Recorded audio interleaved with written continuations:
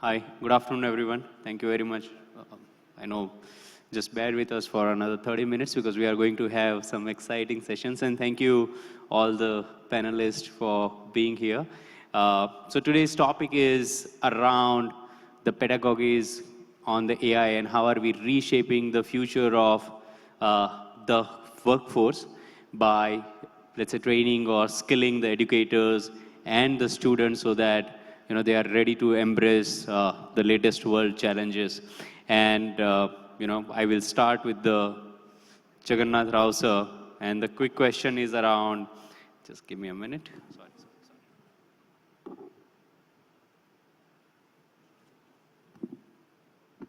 How do we replicate traditional teaching methods with a blend of, let's say, creativity and AI in the new age world? Because we have the standard format since, I will not say Gurukul days, but then it's been ongoing, right? No doubt we have moved from the whiteboards or the chalkboards to smart boards, some of the hybrid learning, but then this is reshaping, right? So how, because you are from KL University and I have also visited your campus a couple of times.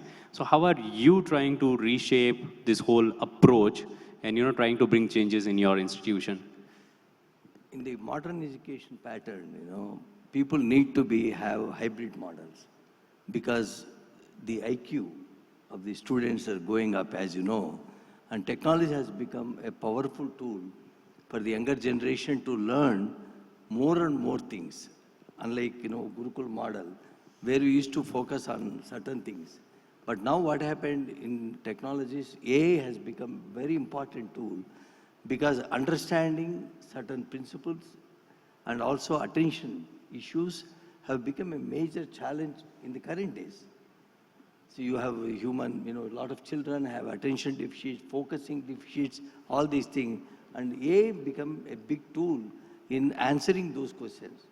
See, if you follow a traditional model, many students, we miss them honestly, because they are not able to capture the ideas. So now we would like to have both the technology, traditional models as a hybrid model to create that interlinking for that. Because understanding human brain itself is complex. And AI is one of the tools to understand that. Thank you. Very true. No, thank you. And I think, we have been hearing a lot about AI and somebody saying that, can I clone my mind or the brain, around it. So, with this, I'll go to Sir.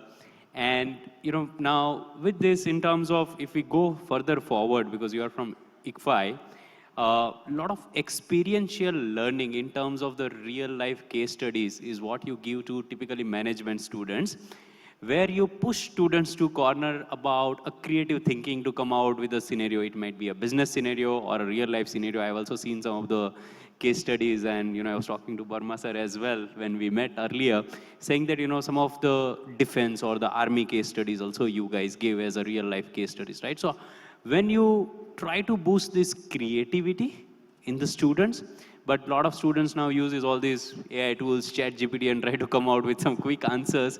How do you really blend the authenticity and the genuine thinking, in the, while using the technology as well? How do you ensure that, students are able to express themselves authentically? So before I come to the answer to this question, I'll talk about a concept called zone of proximal development. I need to be Shashi Sarur to understand that.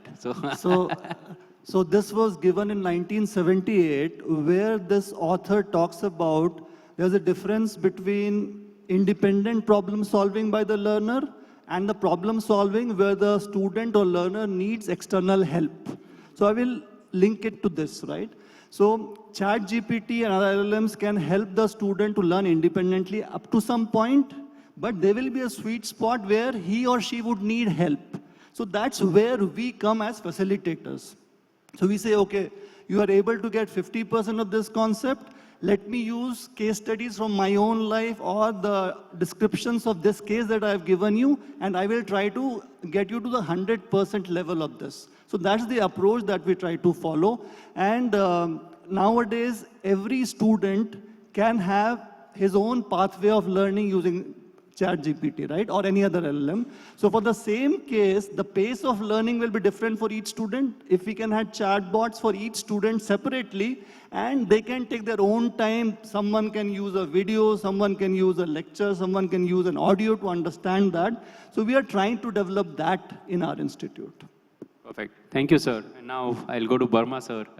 We did discuss about a lot of cross-department transformational learning, and you have also some of your professors working with cross countries as a collaborations, trying to bring this transformation AI into the learning side, right? So you try to bridge the gap between industry and the academia, and use the technology or the AI as a gap.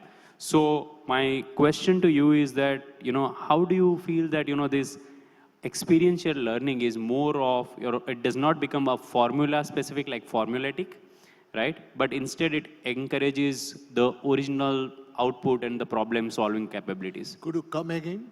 Yeah, so I mean while you use or you try to blend the technology and people, what happens is that most of the times people go with the set formula or the pedagogies, right? But then when you try to, let's say, think out of the box, or you want to be very, very natural, where, there is no boundary of the outcome you are defining. It can be anything, it can be based on the scenarios. It can be multiple different options, right? So how are you trying to implement those using some of this technology, particularly using AI, while AI will just be used as a conceptualization, but while the output of the students, of the teachers, can be boundaryless. I got your point. So now what happens when we just talk about ChatGPT, Cloud, or just Perplexity and such tools, or maybe Grammarly, then we have to keep in mind that we are still riding a bicycle on a highway. Okay, we are still not able to make the complete sense of that. So this GenAI is not a replacement of the traditional teaching. Then that would be a huge mistake. Okay, so it's not a replacement of traditional teaching, but it's an enabler. So that traditional, that formulae and getting the numbers and all that, they are going to stay. But what happens is that this GenAI is going to take away the mundane aspect of our activities. Like we know that how to set up, say, POs or PO or COs, that GenAI cannot do that. That we have to set it up based on our mission. So GenAI can just support. But what this can do is that when you need to work on, say, Bloom's taxonomy at scale, if you have some 20 students, 30 students, it's fine. But how about executive program and maybe some 500 students enrolled in your program online, and you need to do that kind of Bloom's taxonomy, then how do you, from the onset, so how do you do all this mapping? So that is where it comes. What happens, like when we did our PhD, so that time we had to break our head on literature review, and that too, the guide would say that these are not the latest article. You go to 𝐴 and FT 50 journals. But today it is so easy. There are so many tools that you can use for your references. Then very lately we learned about this systematic literature review. Now that also you need not do. So all the citations and visual representation of citation and all the research paper, what leads to what. And not only that, even the hypothesis creation also you get the options. And many times we do publish, we start a research work based on the future possibility for any publication. They write that what is the future roadmap, we take cue from there and work. So that is also now possible through this. So you don't need to break your head. So it does not mean that you don't do literature review, but our job has become very simple. So that traditional technology, numbers, data, stats, you have to learn. You have to learn linear programming. You have to learn these other algorithms. So there is no substitute to it. You have to know how to do it. And you have to learn the mechanics of, say, deep learning, neural network, and from there, you have this, this machine learning, and how from machine learning it comes to AI. So those basic concepts and basic fundamentals you need to know. And based on that, you need to build the other stuff. But that does not mean that you have the tool, you do it, and you forget the other stuff. Got it. No, that brings me, and very good point, because like we have been talking that AI is a collaborator, and don't take it like AI will work for me, it will work with me, number one. Number two, we have seen, and for the larger audience, there was a cyber security hackathon event in Goa, where the top students, they were asked different thing as a problems, and they were supposed to be hired if they crack it. Now, most of these kids, they used AI in terms of building as algorithm, etc., etc. But 80% of them got failed when AI, or they made some changes in the code and it gave an error, right? And then students could not solve it. As you rightly said, that the fundamentals are super important to understand before you start using an AI.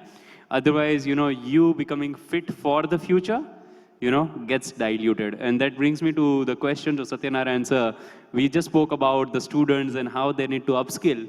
But, there was a gentleman from D2L, and he was showcasing a lot of challenges like IITs, NITs, and every higher education institutions are facing in terms of the faculty shortage, right? And, that keeps coming on Economic Times and Times of India and a lot of other media publicities. But then whatever faculties we have today in our institution, now students are smart, they use all the techs. So as faculty use a lot of these techs.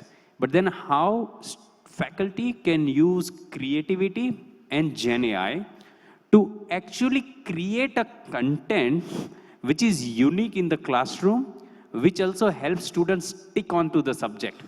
Because sir just pointed out from the 𝐓𝐴I is that the today's generation is like popcorn brain. Let me put it that way. Sorry, I cannot pronounce the word you spoke. As I told you, I need to be Shashi Tharoor for that. But then, this popcorn generation, it's very difficult to get their attention span, right? So we need to create that hook. There has to be creativity. There has to be uniqueness. So how do we help this faculty upskill where they feel relevant and also students remains engaged? Well, I think whole essence of learning is just that. How do we engage the students and both the student and the faculty have to learn together.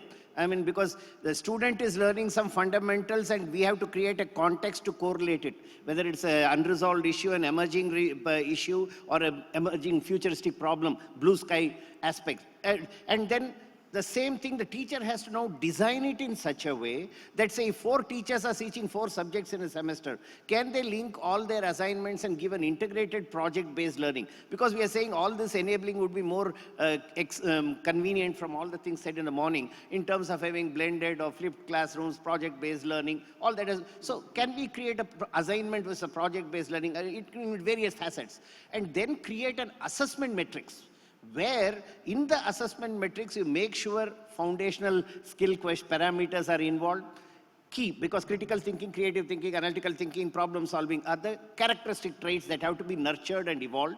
And then of course the life skills, all the, from communication to all the, let's say 20, 30 odd parameters, all of them are integrated, they are made to work together. But again, each one is further given a contextual case study, where we say in your home, in your society, in your neighborhood, which is beyond the context of the AI. So you please leverage AI, you leverage all the context that is available, but then also in these contexts, please see how would you find a solution, or current policy is happening, what is your home, whether you are in management, engineering, English literature, doesn't matter. And because the whole of now AI and all this prompt engineering is nothing but the old system of multidisciplinary immersive learning at the Gurukula.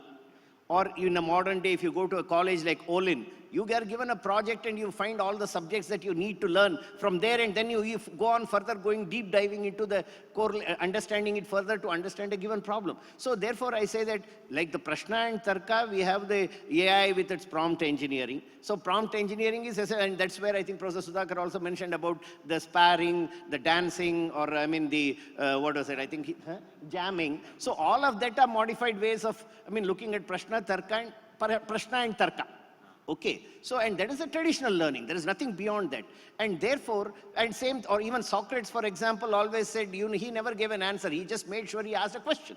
So therefore, the blended class, a flipped class, a project-based learning, design, system thinking oriented problems designed so that the class discussion or the flipped class or the project-based activity generates outcomes which correlates the foundational learning to emerging issues, and the data generator is such that enabling the teacher. When both get excited, I think the class becomes dynamic, and if it is done with a bit of design thinking, we would be able to excite the student. Now the student could then, if he's excited by that question, work with the teacher on the associated research. So it has to, therefore, education has to be holistic, with including the societal problems and other, say, challenges of the delirium that the hallucination that AI could do. How do we get out of it with linking society ethics? So once we plan and deliver a class in an integrated way as co-learners, I think teacher is also enabled, student is also enabled, and we truly create the joy of learning.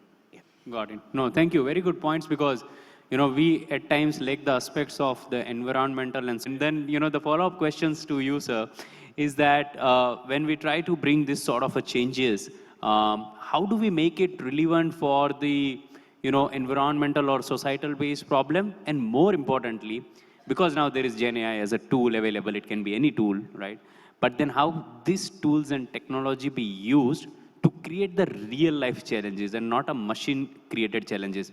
I'll take an example of Watson, IBM Watson, right? That is typically a machine led, approach, right? Where there was no brain, and then doctors rejected the the cancer research or the patient's outcome, what has come out from the IBM Watson, which was spoken in the morning today. So how can we make it more real life while at the same time, keeping in mind these societal challenges as well? Thank you. I'm Professor Satyanarayana, because I'm basically from medical background. I did anesthesiology. Any changes people are not ready to accept. In my 35 years of experience, and whoever is sitting along with me, we have struggled so much. Nobody has written on the sand. Of course, all of us have used slates. But we are ready for the changes. That's why we have reached vice-chancellors or deans or director. You are sitting at this young age.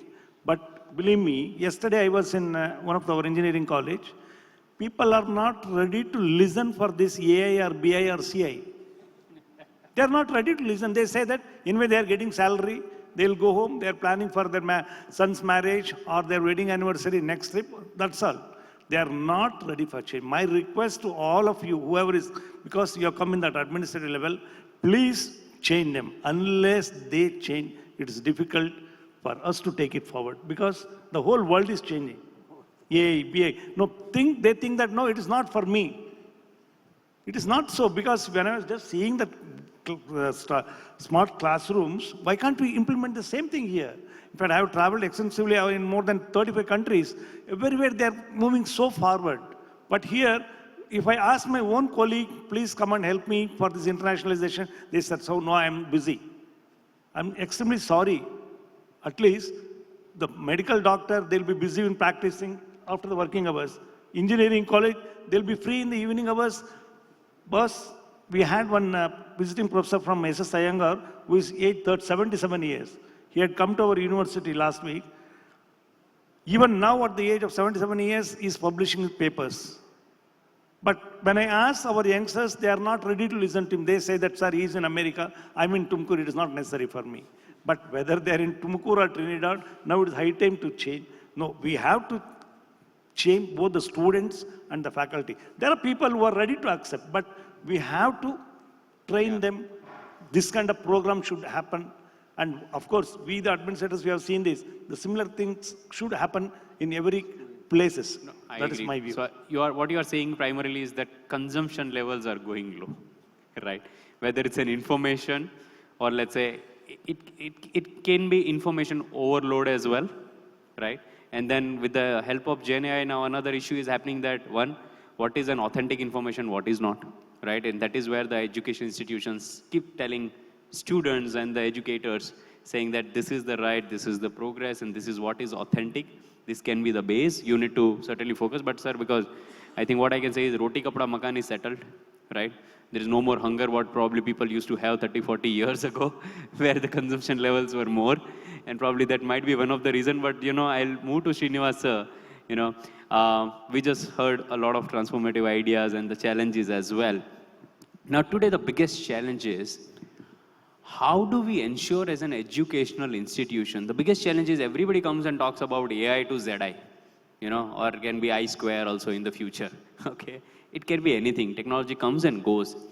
But then the ethical part of it, that when it comes to an institution, how do you ensure that any sort of this AI or technology implementation happening has an ethical approach where we are able to avoid all the other wrongdoings? It can be deepfakes, it can be fake research papers coming out, and so on and so forth, or let's say negative aspects of the learning.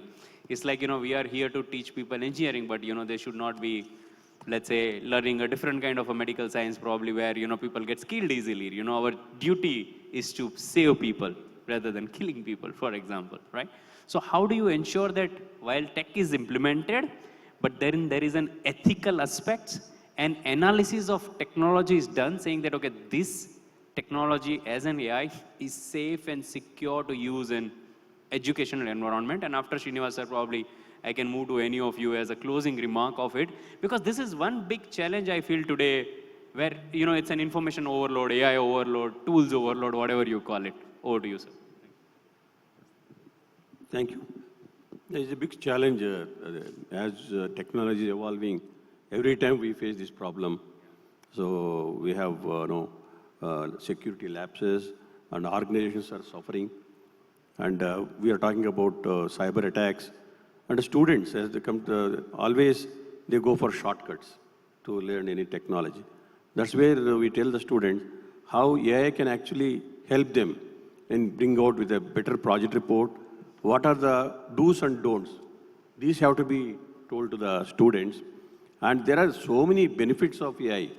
Actually, if you can actually emphasize how better you can do the work and how quickly you can do the work, how you can do a smart work, certainly we can tell them that there are so many benefits rather than disadvantages. Moral education, of course, right from childhood, parents, teachers. So this value system should continue, whatever education we are following. And should be telling the students that don't use it for the purposes for which it is not meant for. After all, they have come here to improve their skills. And NEP 2020 is saying about skill-based education. And we are ensuring in the curriculum that every course has an element of artificial intelligence, every course. Then they understand that they have to accept, they have to use it, and they get benefited. Naturally, when the positive aspects are more, negatives will be sent out. Thank you for this, sir. And certainly, because as I said that, this is an open question because every university or institutions are at different maturity level from a technology adoption per se, right? I mean, we should not be comparing one with another because of the priorities, the kind of fields you teach, the quality of the students, the background of them, everything is different, right? So there is no standard metrics at all. If somebody says, no, this is a benchmark, probably I beg to differ because, everybody's in a different journey from an adoption per se. But, is there any good checks and balances? Because I have been to a few of the universities sitting here as well that, where you have also implemented the plagiarism check software, for example, which checks that whether it's really your thoughts or the thoughts generated by AI. But this is one of the case because of the present day challenges. But any other checks and balances today you are working with your IT team, your CTOs, your CIOs, or your management, where when you select a technology to be implemented, which we have to today or tomorrow, right? But then ensuring that the ethical part is taken care of, while as sir rightly said that, we cannot completely control, but we can, let's say, put certain gates while probably, implementing or inviting those tech vendors, because as he also told about cyber security thing, and recently one of the largest Enfield, the bullet company, got the cyber attack, and their production was down last week, okay? I don't know whether it's an AI-based attack and so forth, but, because people keep searching something, Something comes, clicks on something, and boom, you are done, right? So we don't want people to take over the university or the university infrastructure very, very specifically, where this sort of challenges comes in, and this poses a very, very big risk, right? So what sort of checks and balances, floodgates, stopping you are implementing? Just an open thought before we wind up. Yeah. So here I feel, if I can add, that that's a common problem. And this problem exists because we feel that AI, ML, GenAI is equivalent to like building a chatbot. But life has moved on from chatbot to this, say maybe this, you can say this driverless car, okay? Or maybe the automated, your home automation, okay? So now what happens in most of the academic institutes, students are exposed to the research tools, Canva, Grammarly, ChatGPT, Cloud, and all that. So they feel it is just a transactional things, and it is just you give the command and get the output. So that level of involvement and commitment from the students are not there. What we need to understand that there is a huge potential for India. I tell you, like BIM is a small institute, but our annual revenue from building these AI agents is 75 lakhs last year. And this year again, we are trying to make it about 1 crore rupees. So it's nothing great when we consider all the big institutes around. But what we do is that our end users are the players in the financial sector in Singapore and the health sector in US. And we are doing it in partnership with the IT players. So similarly in Hyderabad, we have a whole lot of IT players. In Tamil Nadu, we have a whole lot of IT players. We are tying up with them. And in India, more than the average age is just about 29, 30. We are the youngest nation. So our students, especially for the B school, the opportunity lies in understanding the domain. So we have to teach the students about different top 10, say maybe AI agents, okay, those models. So then they will start enjoying it. So instead of teaching them how to make, biryani, okay, so make them eat the biryani first. Understood. So once they do it, then they start kind of unpacking the entire mystery, learn it, and then you don't have to worry about the plagiarism. Rather, you say you do plagiarism, you do whatever it is, but can you build that? And it does not stop at making the this chatbot. So what happens many times, they do chatbot and feel happy, oh, I understood AI or I understood GenAI. But next level, where the degree of automation goes up, like AI agents, agentic AI, and every day it is moving up like anything. Great thought, sir, and thank you for that, in the interest of time. But, it's like the partnership with the reliable companies will certainly help you, that's the essence that, will certainly help you in terms of evaluate what's right, what's wrong. But then, Satyanarayana, sir, if you have your own thoughts in terms of ethical implementation of an AI, so we'll just try to stick on this so that we can wind up on time. I think, before I talk, I think it's very critical that we mandatorily build ethical AI, because you see, even if you look at the Gartner hype cycle today, AI data, basic agentic AI has already reached the hype level. But then we clearly know that responsible AI, edge AI are all in the very early stage. And so that's also, and India has always had a sense of sustainability built into it. The Dharma speaks of sustainability. So therefore, as a university, we have set 2 pillars or missions for whole of our education, whether it is our engineering, medical, life sciences, design, law, liberal arts, journalism, whomsoever, management, MCA. We are saying, mandated that very first year, how to bring it as a process and a structure. And we have said now the 2 pillars of all that we do, one is mandatorily AI and digitalization is the first pillar.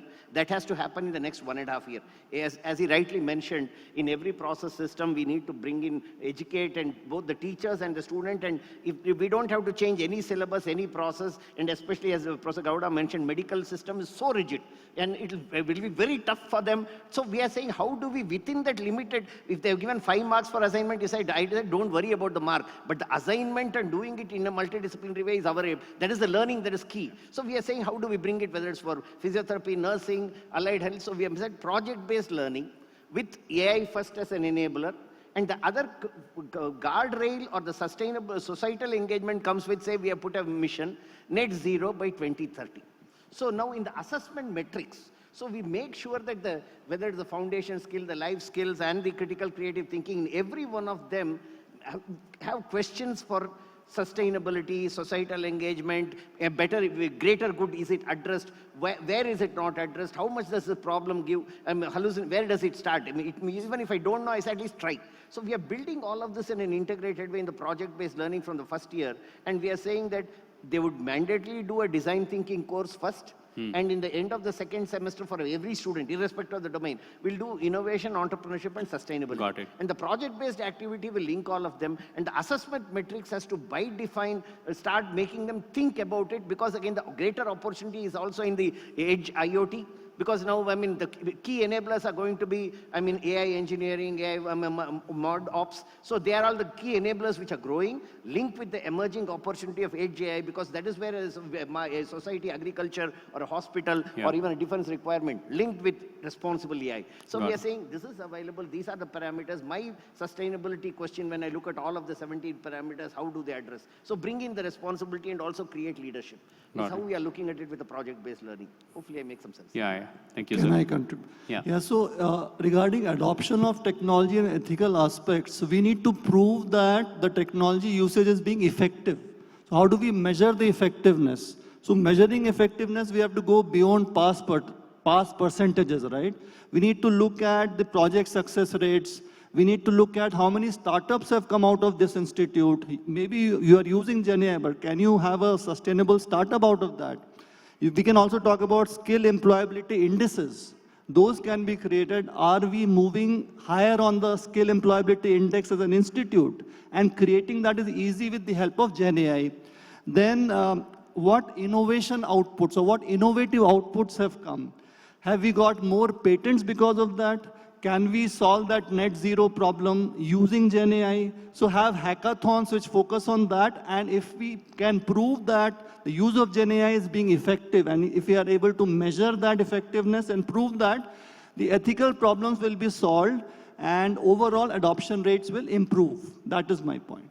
Got it. No, thank you. Yes, sir. As both Professor Sanjay and Professor Barma mentioned, and he also mentioned about, say, how Bloom's taxonomy. So the key point is now Bloom's taxonomy is one step. So, and also like to go to the outcomes, we are saying, how do we now link it with, say, a structured observation of learning outcomes? Solo taxonomy linked to Bloom's taxonomy with the outcomes that needs to be defined. So in the assessment metrics, once it is well defined, to look at all of them between, unstructured or random thoughts to, for linear first level of structurality, multi-structural or clusters of information to relationship to get evolving an empirical or more abstract thought. So we are saying when we link it to more even to the solo taxonomy, then the pedagogy of linking AI and our responsible work would, I think, evolve together. And we could build a structure agnostic to any domain. Everybody could work together.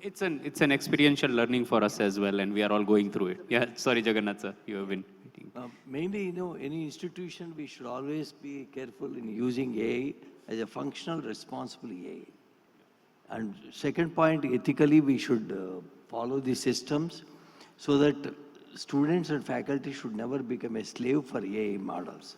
But I have seen a lot of students, looking at many things happening, they're mimicking like AI people. Very true. Not like their own. And important, if you don't follow ethical process and AI models properly, the future, coming generation, cognitive performance is going to be very, affected. very low. That we should be careful.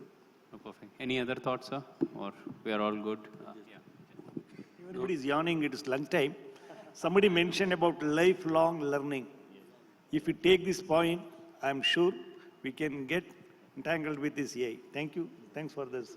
In fact, besides having plagiarism check percentage and all, what we're expecting students to submit handwritten assignments.